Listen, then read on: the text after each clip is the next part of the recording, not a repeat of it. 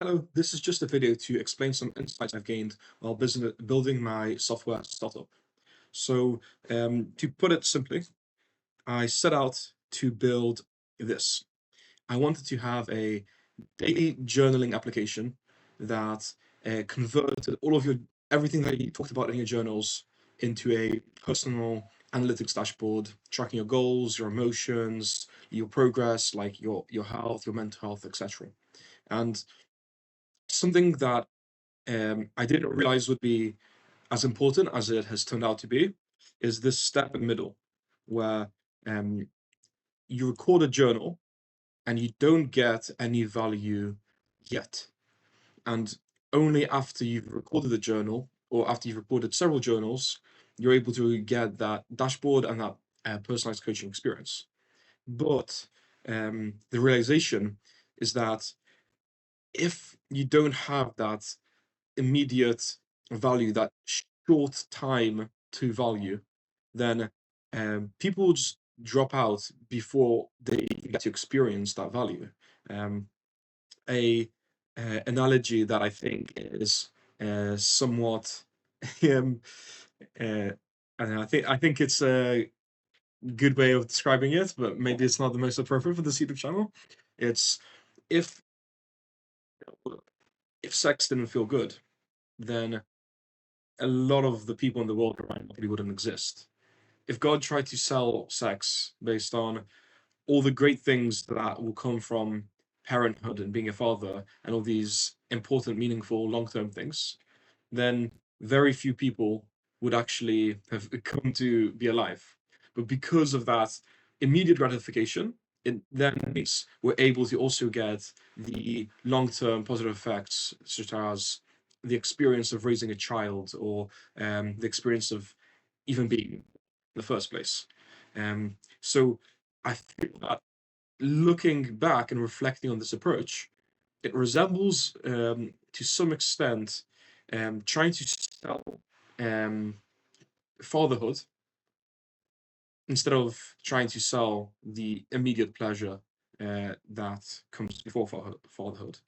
So I've kind of taken ins- a alternative approach here, where um, when you have a critical moment, a moment of desire, a moment that you want to express yourself, you want to reflect, you want to plan, in that moment, you get the instant gratification or the instant feedback from feeling like you're being heard.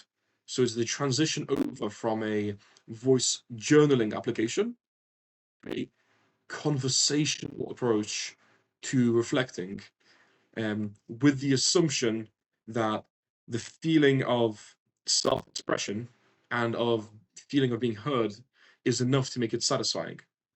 But um, later on, all of this data is then processed and stored in a comprehensive life journal, i.e., your like personal profile database, and then it means you're able to get those long-term positive effects from the dashboard and the insights while still feeling motivated enough to um, speak all of your reflections. Uh, Whereas if it was just a one-way stream of a voice-based journal, then it's less of a satisfying feeling or moment where you're expressing your day and you feel understood. It's more of a you're expressing your day to a wall sort of experience, which was not sufficiently gratifying that it made it hard to be consistent. So it's what I've been using for the past several weeks, and it's not as satisfying as it could be.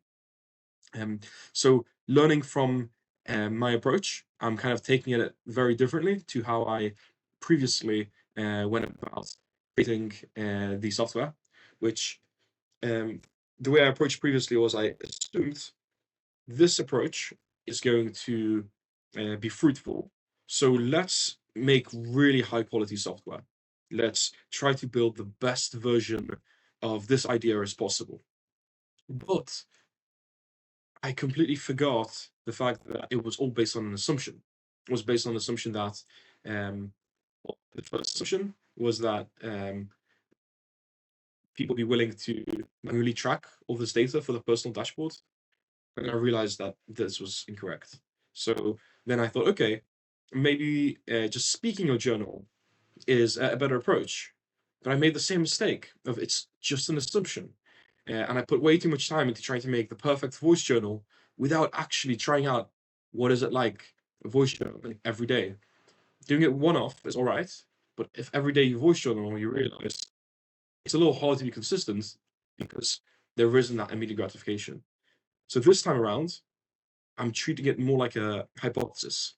I believe that if you're given some reflective questions, then um, it will give you the feeling of clarity and guidance based on answering those questions.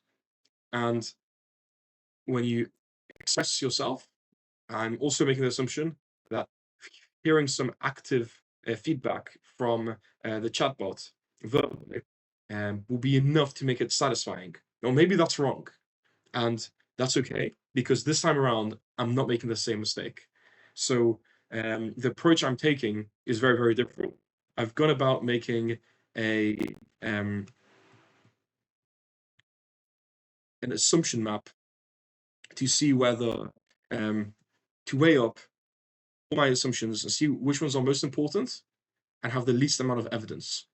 And through this process, I've kind of come up with a few here that are particularly important for me to validate, which is that speaking experience to a chatbot right now will actually be the conversational approach will be enjoyable. It'll feel in some way socially satisfying and it won't be annoying. And instead of spending a long time trying to make a absolutely perfect high quality version of this, I'm going to throw together a bunch of just hacked together code that isn't super well architected. It's not the most scalable code. It's not the perfect database design. It might not even need like full database support. It might not even have to save your conversations because that doesn't really matter for this experiment. What really matters is, okay, do people feel comfortable sharing that information? Do people enjoy speaking to a chatbot in its current state? And if you do enjoy speaking to a chatbot, would you return the next day? So that's my plan. I'm really looking forward to building out this quick version of a where is it here? So yeah, this quick version of a back and forth expert listener and trying to reduce it down to its simplest possible version, just to see like, are we there yet? Is the technology good enough to actually create an expert listener that asks follow-up questions, that makes us feel heard? And I'm going to do it this time without the perfect database design. So if you'd like to follow along with my journey of trying to build out this application and hopefully in the long term achieve the most personalized coaching experience as well as a personal analytics dashboard through just speaking your mind every day, then to make sure to follow along either on LinkedIn or on YouTube. And I look forward to hearing your thoughts and feedback on this. I hope you found this useful and have a great day.